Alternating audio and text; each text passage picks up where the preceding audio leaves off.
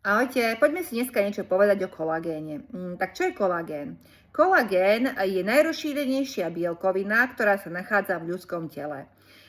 Tvorí asi 30 všetkých bielkovín. Kolagén je stavebná zložka spojivových tkaní. Je veľmi dôležitý, pretože dodáva telu pevnosť.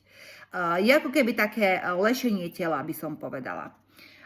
Prečo je kolagén dôležitý? Kolagén je dôležitý, pretože udržiava pokožku pevnú, takisto udržiava pevné kosti, pevné vlasy, pevné nehty a takisto sa nachádza aj v šľachách a spojivových tkanivách.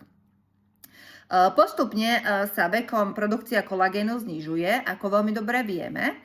Predpokladá sa, že 25-ke naše telo produkuje dostatok kolagénu a postupne každým 1 rokom sa znižuje produkcia kolagénu o 1%. Preto je veľmi dôležité ho dodávať vo forme výživových doplnkov.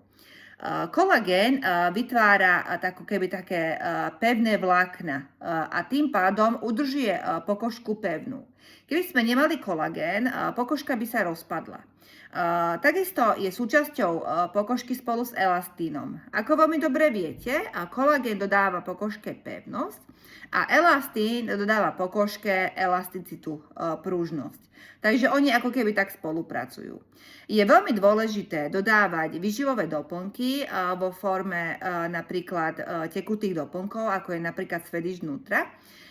Swedish Nutra Gold Rada obsahuje až 15 000 mg kolagénu a takisto obsahuje aj kyselinu hyaluronovú a elastín. Vyskúšajte. Nájdete ho na stránke www.kingray.sk alebo www.hyaluron.sk.